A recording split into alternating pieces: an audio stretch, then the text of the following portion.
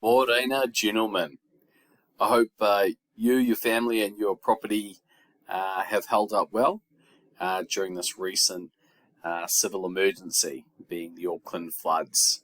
I'm very sorry that once again we've found ourselves doing distance learning, but all of you will be old hands now with what that involves. So please bear with me, and hopefully it's just 3 short days of online learning and we'll be back in the classroom on Monday. Now, I know on Friday I set you to task with getting into the media and in particular the business and economics section of New Zealand media and trying to familiarise yourself with the state of New Zealand economy. Now, I can appreciate with Auckland floods dominating the media landscape that this might not have been a priority. So I'll let that one go through the keeper and no worries there. But me being me, I certainly gravitated towards the economic impacts of said Auckland floods. And I thought this article that'll be showing on your screen right now is an interesting read on how the Auckland floods are going to impact on inflation. So inflation is expected by some economists to be negatively impacted by the Auckland floods. By negatively, I mean it will be inflationary. We'll see whether that actually bears out, but we should have some kind of supply side impact, that being a decrease in the ability to supply certain goods and services because of the negative impacts on infrastructure, the availability of workers who may not be able to get to work so easily and or may be distracted with more pressing concerns in the households, additional to the supply side pressures. And we know decreases in supply of goods and services make them more scarce, which pumps up prices. But we should also see some kind of demand spike for certain goods and services. So think the likes of carpet and other flooring products. Now that when I last read 5,000 homes had filed some kind of claim for damage or had registered harm at their property, we should see a massive increase in demand for flooring products. And there'll be a host of other products where consumers will be demanding more due to the impacts of the flood than they would otherwise.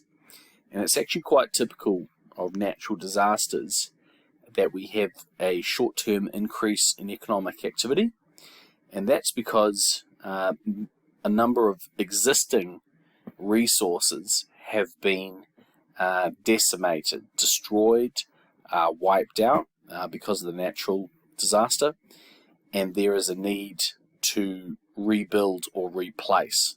And that rebuilding and replace means there's demand in the economy that wouldn't have existed had there not been a natural disaster. So she saw that impact of the Christchurch earthquake. It did have some positive impacts on aggregate demand in our economy. But yeah, hey, moving along. So if you guys come across a similar sort of read for homework, ka pai, but there are a whole host of other business and economic impacts from the floods.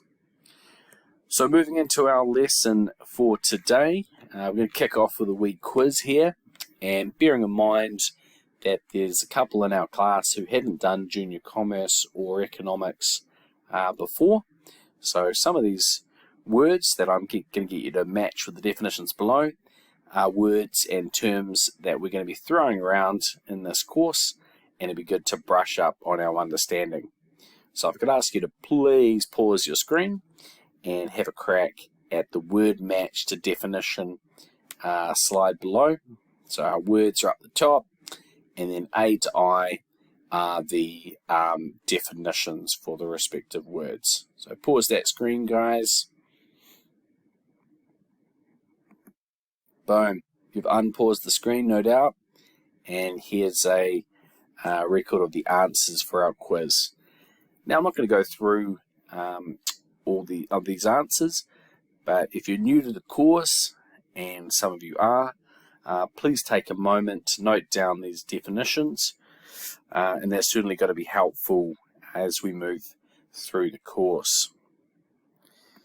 Now, the economic problem is something we were introduced to on Friday, and we're going to have a look here at resources. So resources, under the AS Economics courses, there are 4 resource categories. We've got natural resources, human resources, capital resources, and enterprise. Now, in brackets next to each of those terms, we've actually got another description for each of these types of resources. So land, labor, capital, and entrepreneurship are also words that we could use interchangeably to describe each of these resource types. So natural resources, those that come directly from our environment. We've got water, minerals, wood. We could probably throw in there the likes of sunlight, animals, and being an agricultural nation, that's certainly relevant. Fruit, boom, vegetables. We're a horticultural nation as well, so those are also relevant. Now, in my mind, absolutely the most important of all economic resources are human resources, or labour. So this is referring to human effort, human endeavour in production processes, both skilled and unskilled labour. Moving capital resources, so capital are man-made things, man-made goods, services that are used in the production of other goods and services. So this is going to include the likes of infrastructure as well. So bridges, tunnels, motorways, these are all capital resources. Buildings, money itself is a capital resource, and we are going to look at money, the functions of money, the characteristics of money in a little bit more depth as we move through the course. And finally, enterprise and entrepreneurship. Now, this is the 4th resource or factor of production that is not always included in every course, every commerce course at school. So at BEA, which is our junior commerce course, we don't teach enterprise, but it's certainly a part of the AS Economics course. Now, enterprise, as it's described there, is it's the organization of the other 3 resources. It's that human intelligence which weaves the other 3 resources together to enhance the production of goods and services. It also involves risk-taking, which, as the name suggests, going out on a limb, being hopeful, optimistic that the way in which resources are organized are ultimately going to be beneficial. They're going to result in positives that are greater in aggregate than the singular benefits of each of the other 3 resources added together. In terms of the activity at the bottom, look, obviously your neighbour might be at the moment your pet, your dog, your cat, your siblings, or your parents. I mean, go ahead and absolutely crack into this activity with them, but it might be one that you just have a crack at yourself. And think about the Auckland Grammar School context and see if you can come up with 3 capital resources, 2 human resources, and 1 natural resource. Alrighty, multi-choice time, and we're absolutely going to be ripping through these multi-choice throughout the year, and I did give a hint to that in our introductory class on Thursday, bearing in mind that a third of the course is assessed by way of multi-choice. So if you want to pause the screen there and consider the question on the screen, and we'll go to the answer shortly. So having just paused and unpaused your screen. A fundamental assumption of the economic problem is that the factors of production are finite. So our resources are limited.